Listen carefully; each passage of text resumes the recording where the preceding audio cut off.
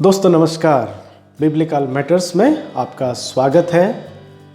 इस वीडियो में हम देखेंगे कि क्या सचमुच बाइबल एक अनोखी पुस्तक है। मैं आशा करता हूं कि ये वीडियो आपको ज़रूर पसंद आएगा और आपका ज्ञान बढ़ाने में मदद करेगा।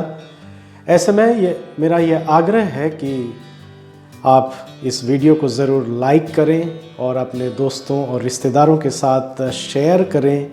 और अगर अब तक आपने इस चैनल को सब्सक्राइब नहीं किया है तो ज़रूर सब्सक्राइब करें। इससे मुझे और भी ऐसे वीडियो बनाने में प्रोत्साहन मिलता रहेगा। तो आइए हम चलते हैं आज के टॉपिक पर। क्या बाइबल सचमुच एक अनोखी पुस्तक है?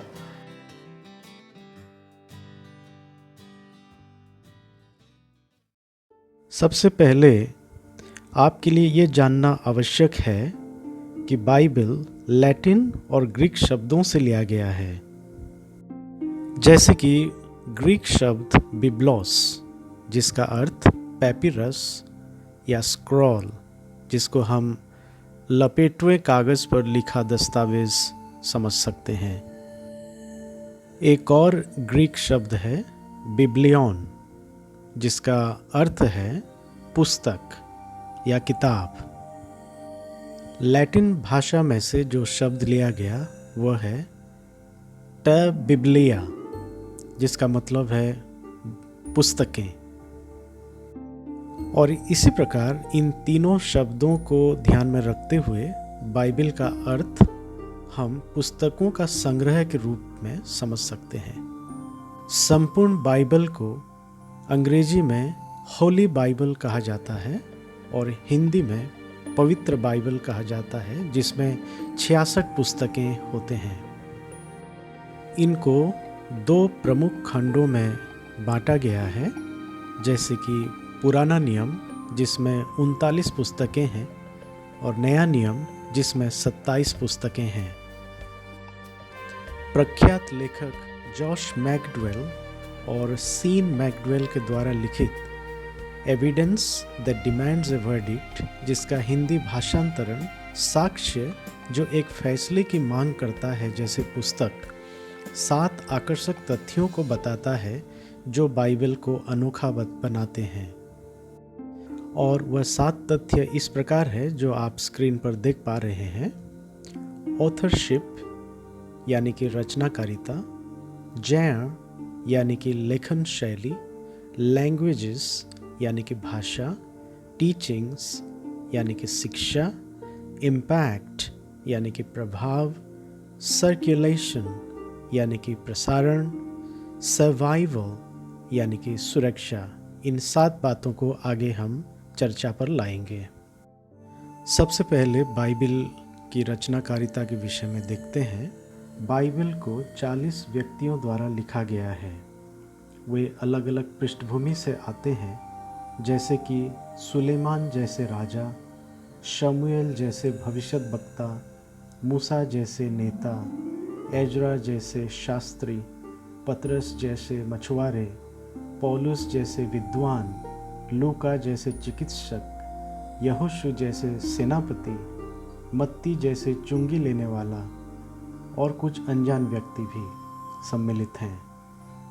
1600 वर्ष के अंतराल में वे अलग अलग समय में बाइबल के पुस्तकों को ईश्वरीय प्रेरणा लेकर लिखे हैं।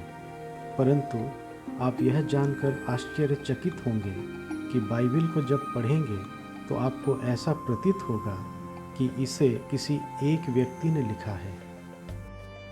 अब आइए नज़र डालते हैं बाइबल की लेखन शैली पर।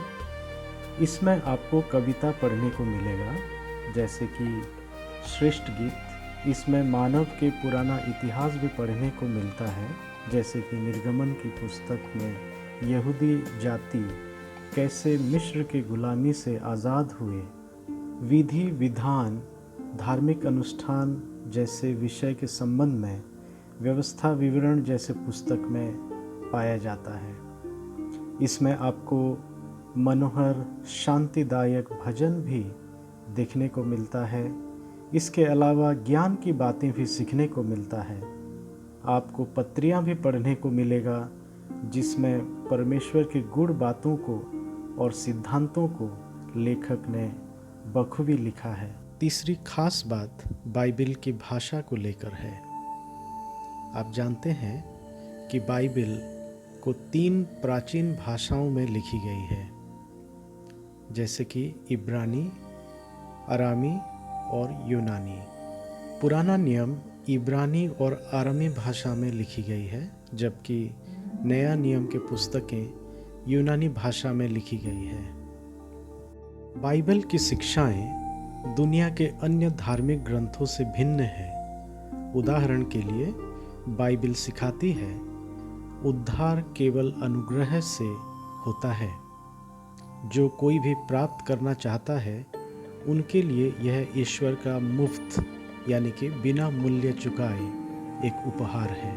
अर्थात बाइबिल के अनुसार उद्धार बिना कर्म के और बिना साधन के बल पर केवल विश्वासी के द्वारा मिल सकता है। इसके पश्चात जो 5वीं खास बात यह है, अन्य किसी पुस्तक से अधिक बाइबिल ने पश्चिमी सभ्यता को मुख्यतः आकार दिया है, यानी कि प्रभावित किया है। इसने कला, संगीत, साहित्य, इतिहास, सरकार आदि को प्रभावित किया है। यह विज्ञान के विकास के बाधक नहीं, बल्कि विज्ञान के विकास में मसीही धर्मशास्त्र आवश्यक था। मैं समझता हूँ कि सबसे आश्चर्य कर देने वाली बात तो यह है, चाहे प्रिंट या इलेक्ट्रॉनिक मीडिया हो, बाइबल इतिहास में व्यापक रूप से परिचालित है।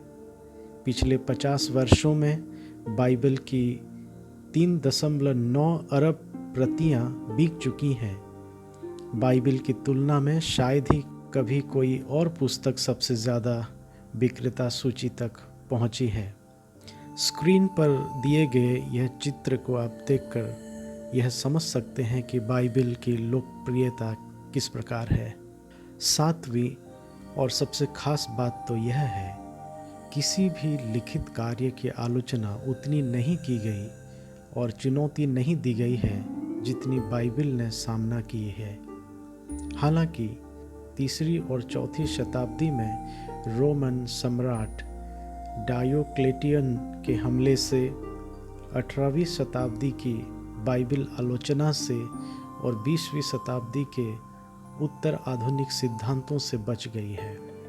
इसके ऊपर बहुत प्रहार किया गया, निस्तनाबूद कर देने का प्रयास किया गया, परंतु बाइबल आज भी जीवित है और बाइबल आज सबसे ज़्यादा बिकने वाली और पढ़ने वाली किताब बन के रह गई है।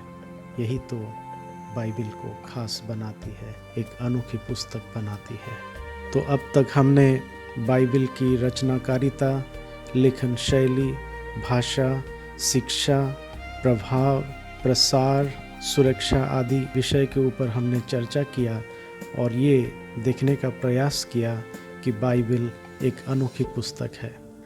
बाइबल अध्ययन करने के बाद, बाइबल की जो शिक्षा और सिद्धांतों को समझने के बाद, बाइबल के जो सारांश उसको देखने के बाद मुझे यह समझ में आया कि Bible stands for basic instruction before leaving the earth. इसका हिंदी में शब्दार्थ हम इस प्रकार निकाल सकते हैं, पृथ्वी छोड़कर जाने से पहले बुनियादी अनुदेश। क्या ये खास बात नहीं है कि आप एक बार बाइबल को पढ़ लें और आप इसे पढ़कर बहुत ही आशीषित होंगे। ईश्वर आपको आशीष दें।